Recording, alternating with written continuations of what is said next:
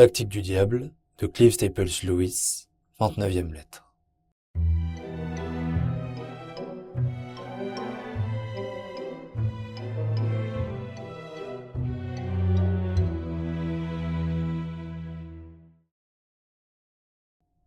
Mon cher Wormwood, maintenant qu'il apparaît comme certain que la ville où réside ton protégé sera bombardée, et que ses fonctions lui feront courir de graves dangers, il nous faut réfléchir à ce que nous allons faire.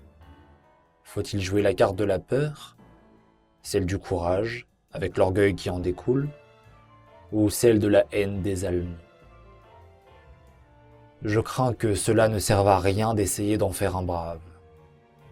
Notre département de recherche n'a pas encore trouvé, bien que la réussite soit attendue d'une heure à l'autre, le moyen de produire une seule vertu. C'est un sérieux handicap pour nous. Pour être à la fois très méchant et très utile, il faut qu'un homme ait au moins une vertu. Qu'aurait fait Attila sans son courage, ou Shylock sans son renoncement à l'égard de la chair? Cependant, comme nous ne pouvons fournir ces qualités nous-mêmes, nous devons nous contenter d'utiliser celles dont l'ennemi a équipé les hommes, ce qui revient à lui laisser une prise sur certains de nos adeptes les plus sûrs. C'est un arrangement qui laisse à désirer, mais je veux croire qu'un jour, nous trouverons mieux. Pour ce qui est de la haine, nous pouvons, en revanche, nous en charger. La tension à laquelle les nerfs d'un homme sont soumis en cas de bruit, de danger et de fatigue, le porte à toutes sortes de transports violents. Il ne nous reste qu'à bien canaliser cette disposition. Si sa conscience offre quelque résistance, embrouille-le. Fais-lui dire qu'il éprouve de la haine, non pas à cause de son sort à lui, mais à cause de celui des femmes et des enfants, et que son devoir de chrétien consiste à pardonner à ses propres ennemis et non à ceux des autres. En d'autres termes, fais-lui croire qu'il est suffisamment identifié aux femmes et aux enfants pour avoir de la haine à leur place, mais pas assez pour considérer leurs ennemis comme les siens et, par conséquent, les mettre au bénéfice de son pardon. Mais la haine et la peur combinées sont encore bien plus efficaces. La lâcheté est le seul parmi les vices à être purement désagréable. C'est horrible de l'envisager, horrible d'en être envahi et horrible de s'en souvenir. La haine, elle, a ses joies. C'est souvent le genre de compensation par lequel un homme cherche à neutraliser les effets pénibles de la peur. Plus il aura peur, plus il haïra. La haine calme aussi la honte. Si tu veux porter un grand coup à sa charité, commence donc par fléchir son courage. J'avoue qu'il s'agit là d'une affaire délicate. Nous avons rendu les hommes fiers de la plupart de leurs vices, à l'exception de la lâcheté. Chaque fois que nous croyons y parvenir, l'ennemi permet qu'il y ait une guerre, un tremblement de terre ou quelque autre calamité et, d'un seul coup, le courage devient si attrayant et si important, même aux yeux des hommes, qu'en un clin d'œil, tout notre bon travail est anéanti. Il subsiste ainsi toujours au moins un vice dont ils ont sincèrement honte. C'est pourquoi, en envahissant nos protégés de lâcheté, nous courons un grave danger. Celui de les voir arriver à une véritable connaissance de soi et à un profond dégoût de soi, ce qui risque fort de les amener à la repentance et à une vraie humilité. C'est un fait que, pendant la dernière guerre, des milliers de personnes, en prenant conscience de leur lâcheté, ont aussi découvert pour la première fois l'existence d'un monde moral. En temps de paix, nous réussissons à garder bien des gens dans une ignorance totale du bien et du mal. Mais quand ils sont en danger, cette question s'impose à eux avec une telle évidence que même nous n'arrivons pas à les maintenir dans l'aveuglement. Nous sommes donc placés devant un cruel dilemme. Si nous favorisons la cause de la justice et de la charité, nous faisons ouvertement le jeu de l'ennemi.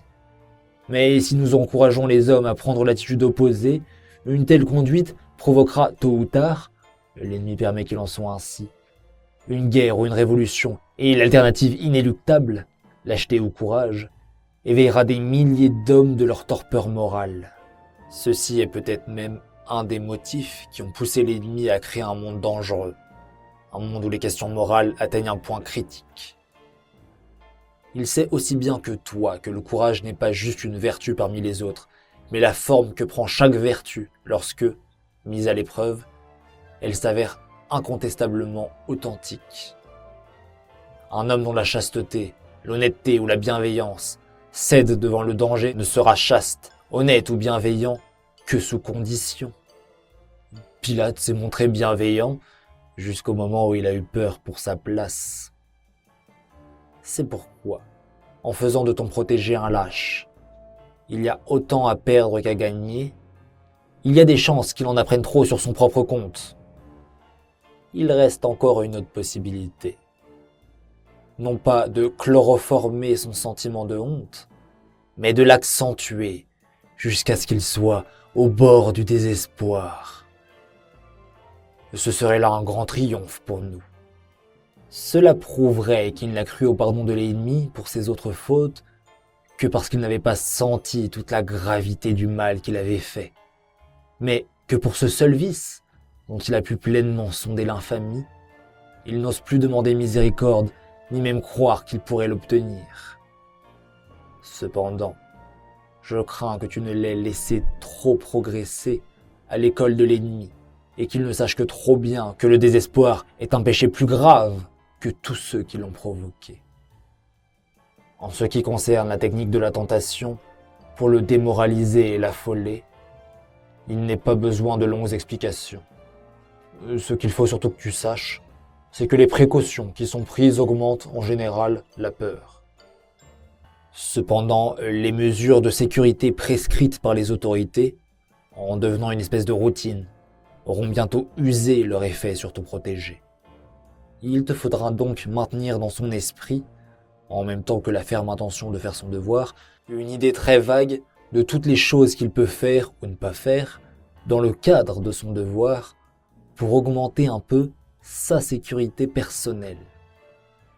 Détourne-le de la règle toute simple « je dois rester ici et faire ceci ou cela » et occupe son esprit par une série de conjectures du type suivant. Si A se produisait, bien que j'espère que cela ne sera pas le cas, je pourrais faire B, et en mettant les choses au pis, je pourrais toujours faire C. S'il ne les reconnaît pas comme telles, tu peux aussi éveiller en lui certaines superstitions.